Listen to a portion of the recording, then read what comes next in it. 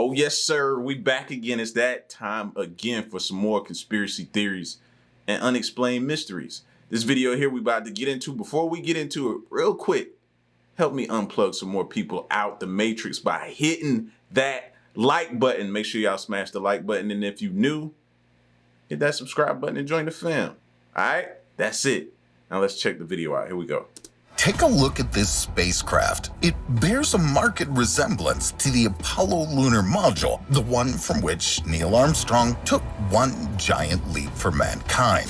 But what is this green seasonal paint? The truth is, this top-secret spacecraft has nothing to do with NASA. You're looking at the top-secret Luni Corabel, which allowed the USSR to draw dangerously close to the Americans in the space race. This spacecraft went to space 3 times, and its ultimate mission was not only to bring a cosmonaut to the moon, but also to lay the ground for a moon colony. The official story is that neither it nor Luni Corabel ever existed, but documents retrieved from classified archives after the fall of the USSR revealed no less than a covert space program. This video will bring you abandoned Soviet moon bases, eerie sounds recorded on Venus, and even lasers for an orbital war against the US.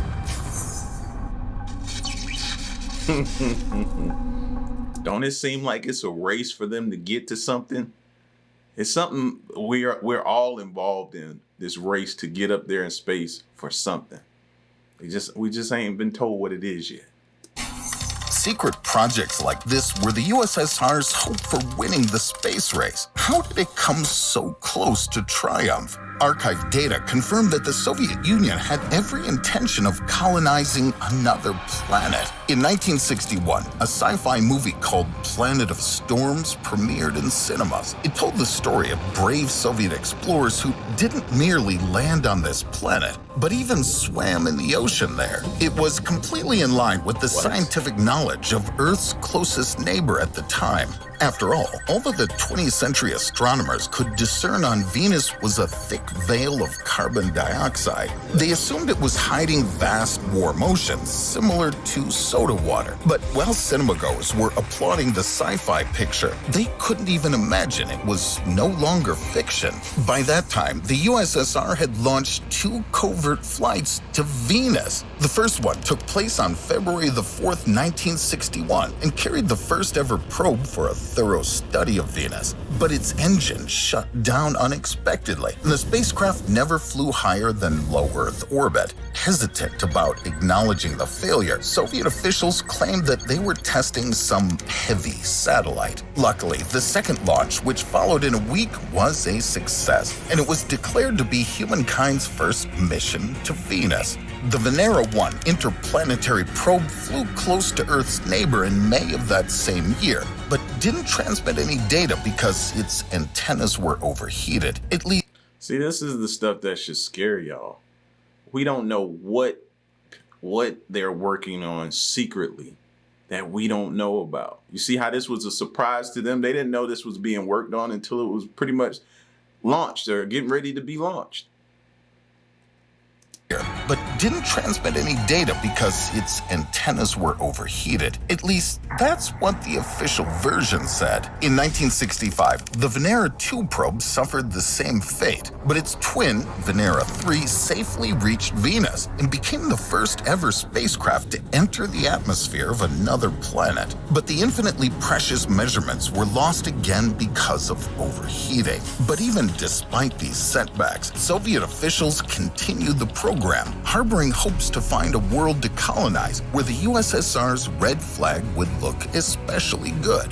The Venera 4 probe reached Venus in October of 1967. Its heat-resistant space capsule contained all the equipment required to study the composition and conditions of Venus's atmosphere. This time, according to official reports, the capsule successfully sent lots of useful information to Earth, except when it came to what Venera 4 saw. The USSR was silent as the dead about it. Luckily, that whole time, the probe was in the crosshairs crosshairs of NASA's first Venusian probe, Mariner 5. American engineers saw that the atmospheric entry never happened, with the capsule burning up instantly in the upper layers of the atmosphere instead. This made it possible to determine that carbon dioxide made up not just Venus's observable clouds. As it turned out, the planet's entire atmosphere was 97% carbon dioxide. Moreover, calculations showed that the pressure on the planet's surface had to be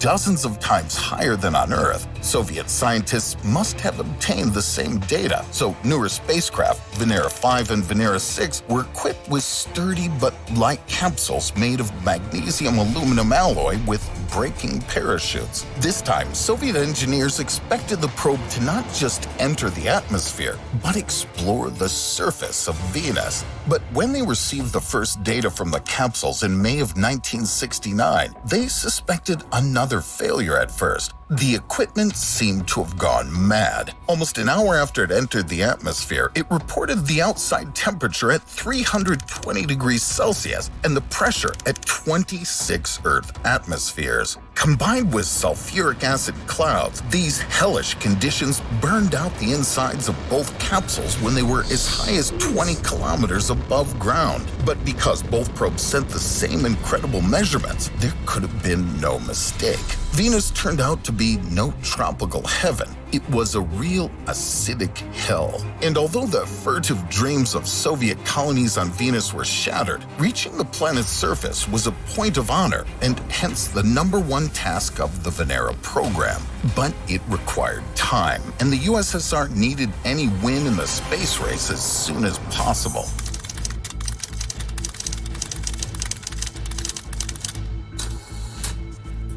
Intending to land a final blow to America's reputation in the space race, the USSR embarked on a mission to set up an outpost on the moon. In the early 60s, the US was falling behind noticeably. Just a couple of years after the remarkable success of Earth's first satellite, Soviet engineers managed to deliver the Luna 2 probe to the moon in September of 1959. Actually, it was their 6th attempt. The first 5 that failed were kept secret. In the early 60s, Soviet officials made it very clear that they were going to send crewed missions to the moon and even start a permanent colony there.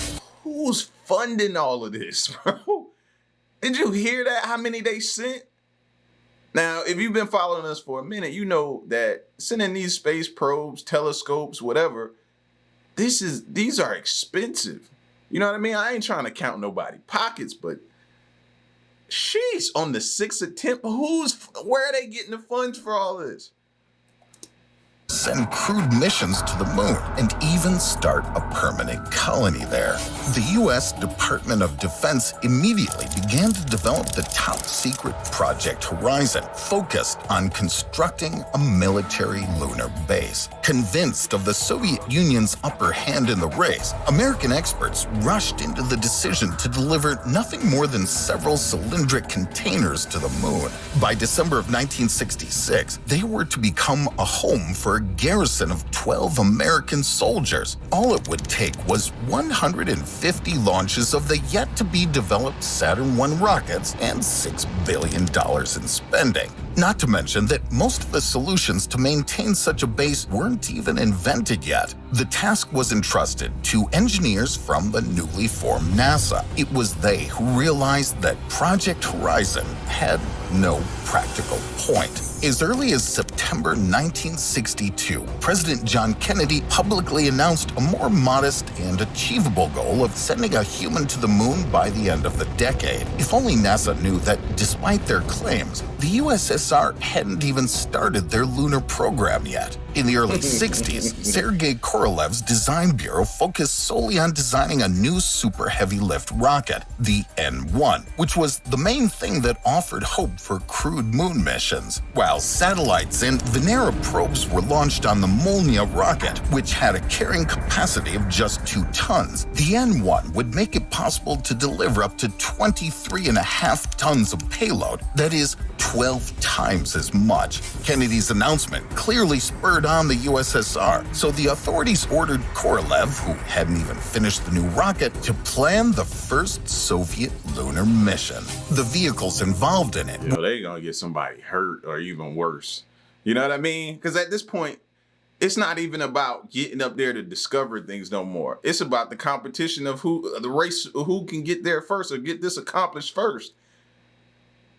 Like, it's like kids. Like, it's no longer about the cause of what we doing this for. It's all about, can we beat them to it? Were indeed surprisingly similar to Apollo's, except they were 3 times smaller and lighter, only allowing 1 person to land on the moon instead of 2. The Soviet lunar module even copied the American vehicle in how it was to lift off from the lunar surface. The Soviet authorities were eager to pull it off as early as December of 1967, but its success would have only been an intro to the actual Soviet triumph in the space race. Up to his neck with work, Korolev was spared, and full-fledged lunar-based development was assigned to the KBOM Design Bureau led by Vladimir Barman. See, now, that's where stuff goes wrong. Now you're pressing it, moving up the timetable on them. You know what I mean? Now you're putting all this extra work on them, plus added stress on getting it done. This is where things go wrong. People get killed. Stuff like that happens because of... For what reason? No, they should have been working at the same pace as before with no added pressure, man. This ain't... Assigned to the KBOM Design Bureau led by Vladimir Barman. Unlike the US military, he already had information about radiation on the moon at hand and reasoned that a crew would not survive in the modules scattered on the surface. Soviet engineers calculated that it would be optimal to cover living compartments with a thin layer of lunar soil. It would protect them not only from radiation, but from meteors too. Their solution was truly groundbreaking. Even now, some Martian-based designers plan to use the same trick. Building on their calculations, Barman's team also intended the lunar soil to be used in greenhouses, just like in the movie The Martian. Cosmonauts would have cooked the vegetables grown there in a special kitchen compartment and then gone to the gym to keep fit. Drinking water was supposed to be obtained chemically in the lab compartment. Outside on the lunar surface itself, they only intended to place a nuclear reactor, a solar power station, an observatory, and a garage for moon rovers. In honor of the chief designer, the Soviet base was nicknamed Barmangrad, meaning Barman's town. If it had ever welcomed any citizens, there would have been 4 to 12 people. The delivery of all people and cargo was to be ensured by 3 years of regular launches of the new N-1 rocket. After 7 years of development, in 1969, Barman's draft finally made its way to the table of the Soviet leadership in the top-secret folder. The thing is, the timing couldn't have been worse. Against all expectations, in July of the same year, the first people went to the moon as part of the U.S. Apollo mission. Meanwhile, the Soviet lunar program stalled due to Sergei Korolev's death, and his engineers were only beginning to test the long-awaited super heavy-lift N-1 rocket. After such a kick in the teeth, the Soviet Union desperately needed new wins. And even though they didn't abandon their moon exploration plans, they decided to focus on extending their lead where the U.S. was weaker, that is, in the interplanetary race.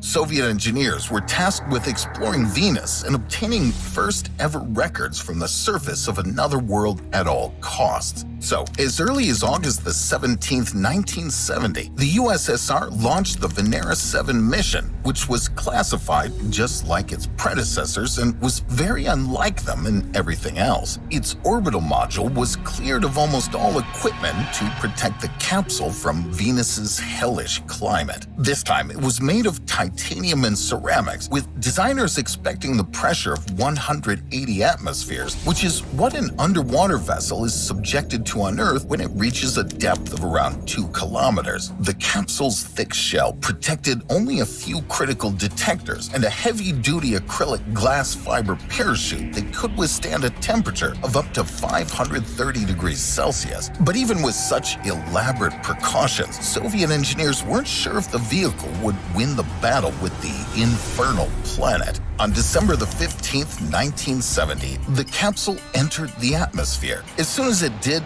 things fell flat. Its heat-proof parachute melted, so the titanium blank hurtled down from tens of kilometers above ground. The engineers braced themselves for yet another classified failure. See, this is why I don't be a fan of us using humans at all for, like, I don't know, maybe like the first 10 trips or more than that. Like, everything needs to be automated, fam. Did you just hear what it did to the parachute? And I'm pretty sure they did their research just as much as anybody. Certain things you just can't account for. Something could have changed, something you missed. We're human. We make mistakes. We overlook things. You know what I'm saying? So, I just ain't a fan of sending us out there. Animals neither, man. I'm an animal lover. Let's start with the animals, too.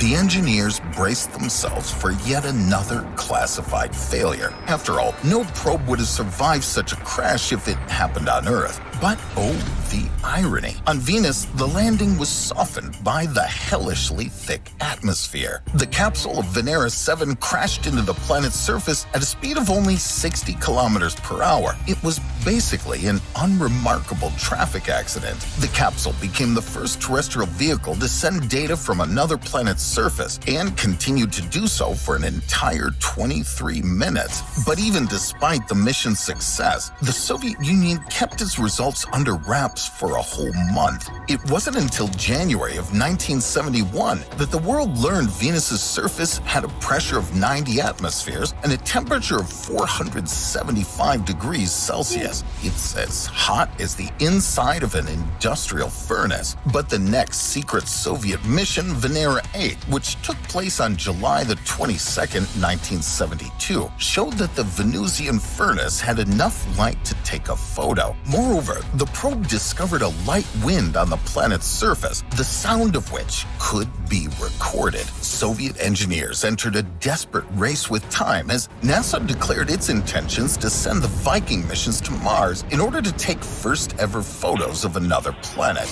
In the summer of 1975, almost simultaneously with the launch of Viking 1, two Soviet interplanetary ships, Venera 9 and Venera 10, set out for Venus. Their capsules had been redesigned. Since none of the parachutes had survived the hellish entry before, they were equipped with special shock-absorbing struts for when they would hit the surface. Designers also added a liquid cooling system for the equipment and camera. Lens caps were only supposed to open upon successful landing. Eventually, the capsules entered Venus's atmosphere 3 days apart and safely reached the surface. But their main lens caps never opened. However, the spare ones worked perfectly well. On October the 22nd, 1975, Venera 9 sent this black and white and very blurry panorama of piles of cobblestones under the capsule. This became the first ever picture of another planet's surface. On October the 25th, Venera 10 sent back a panoramic shot of its rocky landing site, with the struts clearly visible. The USSR won the interplanetary photo race by a landslide, as the American Viking 1 sent the first photos of Mars only in the summer of 1976. But Soviet engineers didn't stop there. They just had to add insult to NASA's injury. It took them a whopping 7 years and a series of not-so-successful attempts,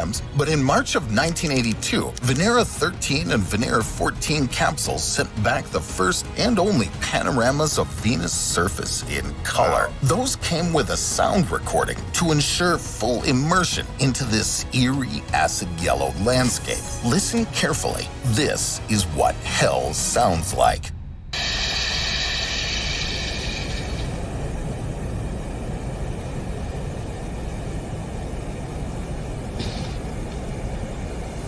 The rumble you've just heard could have been a distant thunder and sulfuric acid clouds. Almost half a century had passed since that very moment when the last two Soviet capsules underwent terrible heat and pressure, and no other spacecraft had recorded anything similar on Venus yet. But anyway, this incredibly successful Venera program... So we need to mark Venus off our list as ever being habitable.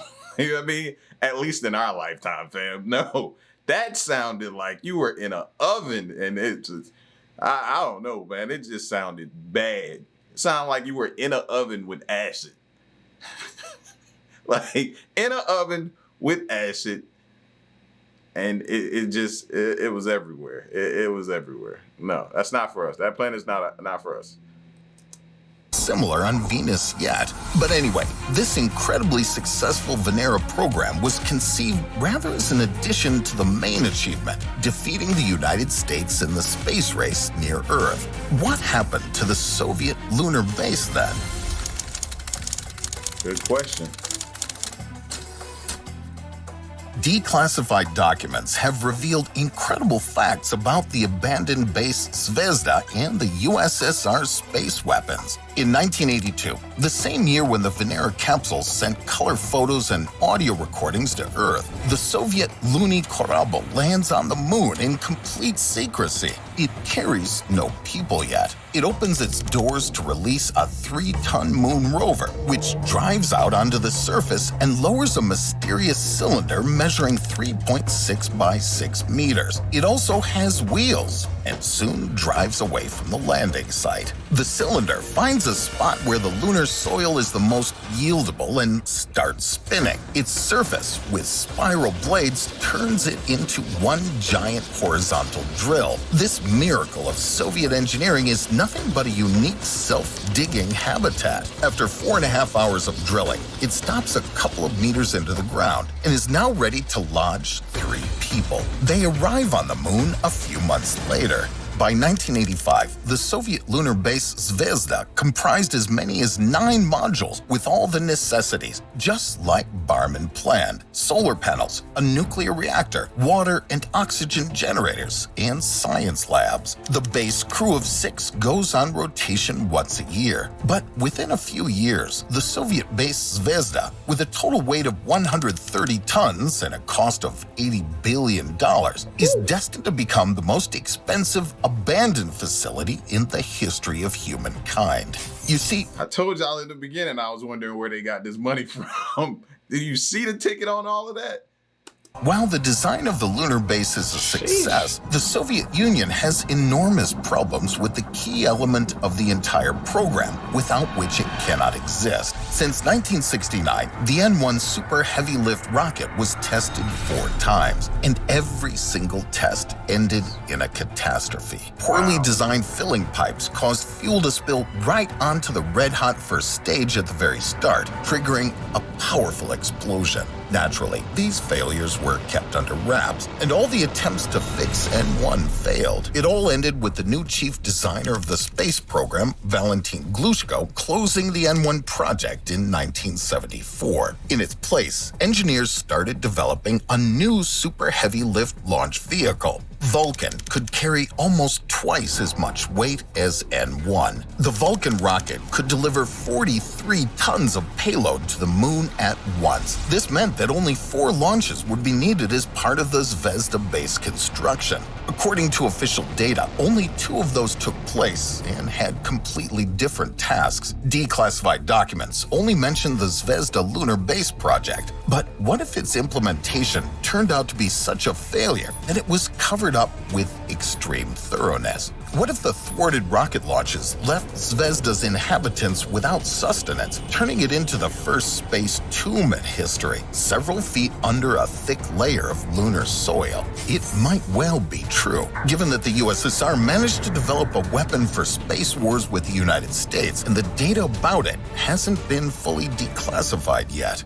Back in the early 70s, the Soviet Union set another record in the space race, launching the first ever space stations. They were known as Salyut to the public, and their official purpose was peaceful scientific research. But classified documents referred to them as Almaz military stations used to study the possibility of orbital warfare. The program reached its high point in July of 1974 with the launch of the Salyut 3 station, which had a unique identifier in the Almaz program and carried a special top-secret cargo on board. It was a 14.5mm gun. It shared the caliber with some sniper rifles used to destroy light utility vehicles. Except this monster— Is that a violation of the space law?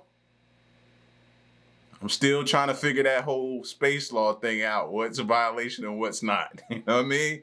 But this seems pretty secretive. sniper rifles used to destroy light utility vehicles. Except this monster was a space machine gun that could fire up to 5,000 rounds a minute. And unclassified data suggests that on January the 24th, 1975, the space gun went off. It fired a total of 20 rounds at a target satellite, but what happened to the ill-fated victim is still being kept under wraps. The only thing we know is that the test itself was carried out remotely, in absence of the station's crew, and a few hours before it fell into Earth's atmosphere. However, given the USSR's love for covering up failures, it's quite likely that things didn't go smoothly. The super space-based weapon might have been deemed impractical because aiming it would involve heaving the entire station, and the recoil could change its trajectory. What also speaks for this version of events is that soon after testing the gun, Soviet engineers started working on a much more mobile weapon that could fit in the hand of a cosmonaut at the Almaz military station. This is a real prototype of a laser handgun for destroying enemy satellites. According to partially declassified data, it was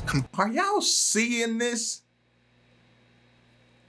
A laser anti-satellite pistol. Are y'all seeing this right now? Like, I didn't even know we were designing things for the...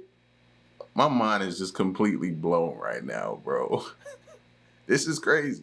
But if we don't start digging and looking at stuff, we won't know this. Destroying enemy satellites. According to partially declassified data, it was completed by 1984. It could even be fired without spacewalking. The laser passed through the illuminator glass and was supposedly capable of blinding the sensitive optical systems of American spacecraft. However, the Soviet miracle gun never reached orbit. This project, like all the others, fell victim to the USSR's deep crisis. The superpower simply overextended itself in the space race. NASA plans to return people to the moon as part of Project Artemis no later than 2030. New missions to Venus are scheduled around the same time, give or take. And here's what bothers me. What if, somewhere among the cold lunar views and hellish Venusian landscapes, astronauts and probes stumble upon what was left after the most secret of the USSR's failures?